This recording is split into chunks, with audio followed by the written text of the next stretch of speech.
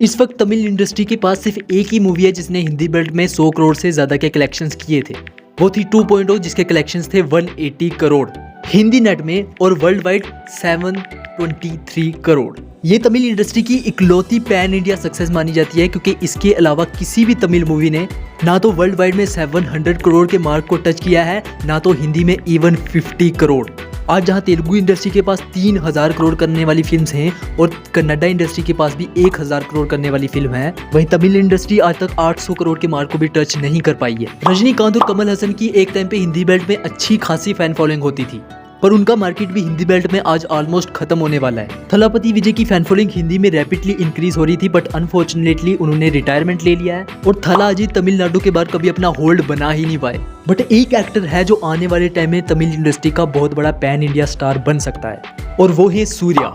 प्रभास के लेवल का pan India stardom ये अचीव कर पाएंगे या नहीं, ये तो बात की बात है, पर इतना तो क्लियर है कि ये pan India specially Hindi belt में अपनी एक स्ट्रॉन्ग फैन बेस क्रिएट कर पाएंगे। इसका रीजन है रोलेक्स की ओवरनाइट हिंदी में पॉपुलैरिटी प्लस इनके अपकमिंग प्रोजेक्ट्स।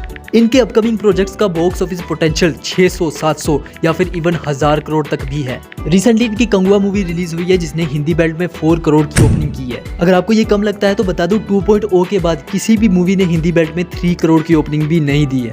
पर कंगुआ सूर्या की फर्स्ट पैन इंडिया रिलीज नहीं है। इससे पहले उन्होंने इत्थरकुम थुनिंदवन से पैन इंडिया डेब्यू किया था और वो हिंदी बेल्ट में डिजास्टर रही थी और एडवांस में वो मूवी 10 लाख रुपए की भी ओपनिंग नहीं कर पाई थी, जबकि कंगुआ ने on the other hand 4 crore के कलेक्शंस किए हैं। नेगेटिव रिव्यूज मिलने की वजह से बेशक ये मूवी अच्छी ग्रोथ ना दिखा पाए, पर लाइफ टाइम में ये हिंदी बेल्ट से 20-25 करोड़ तो कमा ही लेगी। पर सवाल ये है, जहाँ तेलुगु इंडस्ट्री के पास प्रभास, अल्लू अर्जुन, रामचरण और जूनियर एनटीआर हैं, कन्नड़ा इंडस्ट्री के पास यश है, वैसे तमिल इंडस्ट्री के पास एक भी पैन इंडिया स्टार क्यों नहीं है? इंडिया के पहले pan India star Kamal Haasan और रजनीकांत ही रहेंगे, क्योंकि अपने टाइम में इनकी मूवीज हिंदी बेल्ट में थिएटर में रिलीज होकर अच्छी कलेक्शंस करती थी। 2009 में रोबोट ने हिंदी बेल्ट में 30 करोड़ के कलेक्शंस किए थे, जो कि उस टाइम बहुत बड़ी बात थी। 1995 में इंडियन मूवी ने हिंदी बेल्ट में 25 करोड़ के कलेक्शंस किए थे, जबकि सभी के सभी तेलुगु और कन्नड़ा एक्टर्स हिंदी बेल्ट में मूवीज भी रिलीज नहीं कर पाते थे। बट बाहुबली के आने के बाद सिचुएशन एकदम उल्टी हो गई, जहां हर साल कोई ना कोई तेलुगु या कन्नड़ा मूवी हिंदी में आके अच्छे कलेक्शंस करती है, वहीं तमिल इंडस्ट्री हिंदी बेल्ट में अपना होल्ड लूज कर चुकी है। हिंदी बेल्ट को अगर साइड पे रखें तो थलापति विजय और रजनीकांत की फैन फॉलोइंग बाकी सारे रीजन्स में अच्छी है। इवन थलापति विजय की फैन फॉलोइंग ओवरसीज में प्रभास और एसआरके के बीच में कहीं फॉल करती है, और इवन विजय और रजनीकांत की फैन फॉलोइंग साउथ के हर रीजन में अच्छी है, और इनकी मूवीज तमिलनाडु को छोड़ के भी आंध्र प्रदेश, तेलंगाना, केरला और कर्नाटका से अच्छे कलेक्शंस निकालती हैं, जबकि तेलुगु एक्टर्स का साउथ इंडिया के हर रीजन में इतना बड़ा होल्ड नहीं है।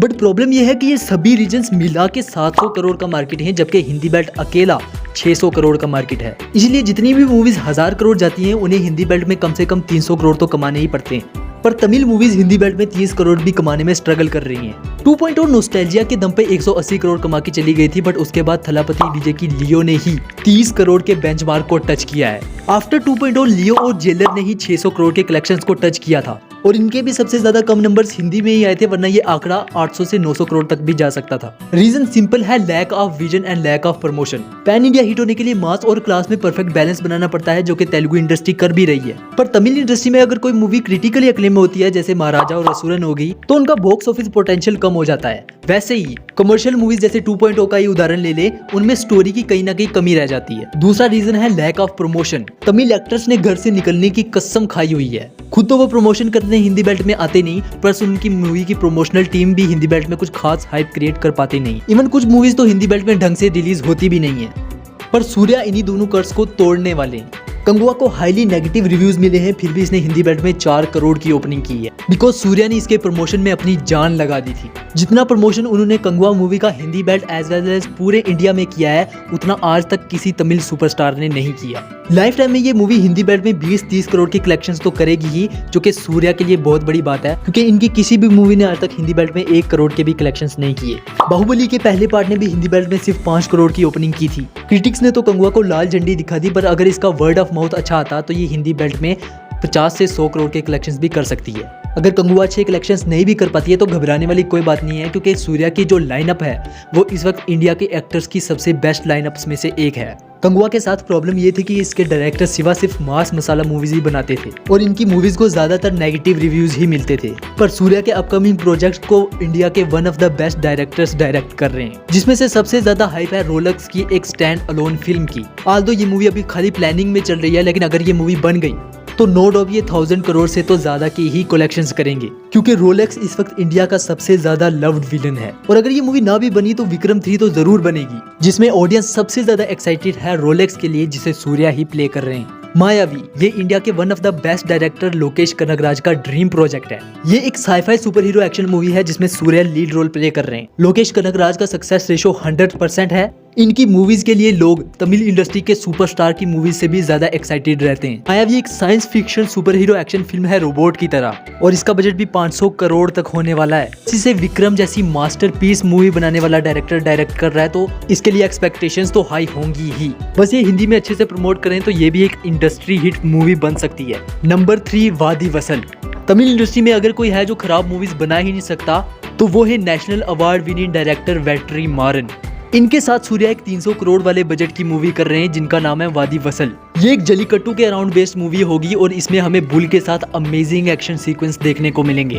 प्लस वेट्री मारन डायरेक्ट कर रहे हैं तो हम स्टोरी से भी काफी उम्मीदें रख सकते हैं। बट इन सबसे ज्यादा मैं सूर्या की उस मूवी के लिए एक्साइटेड हूँ जिसका सिर्फ बजट ही 600 करोड़ है, और वो मूवी है कर्ण। ये मूवी महाभारत के सबसे बिलोव्ड कैरेक्टर पे बेस्ड है, इसलिए इसे पैन इंडिया सक्सेसफुल होने से कोई नहीं रोक सकता। इसकी स्टोरी ऑलरेडी बनी बनाई है जो कि काफी इमोशनल भी है, बस जरूरत है अच्छी तरह से स्क्रीन पे उतारने की। देन आई एम श्योर ये मूवी 1000 करोड़ तो पक्का जाएगी। तमिल इंडस्ट्री के सुपरस्टार में सूर्या इकलौते ऐसे एक्टर है जिन्होंने मास और क्लास के बीच का डिफरेंस अच्छे से बना के रखा है। इन्होंने बहुत सारी क्रिटिकली अक्लेम फिल्म भी की हैं और बहुत सारी मासी फिल्म भी की हैं, और फिर भी इन्होंने अपने 80% का सक्सेस रेशो मेंटेन रखा है, जो कि बहुत बड़ी बात है।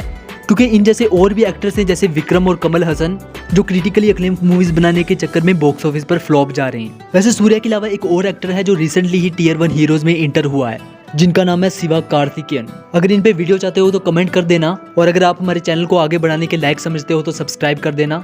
मैं कब से 1000 सब्सक्राइबर्स का वेट कर रहा हूँ।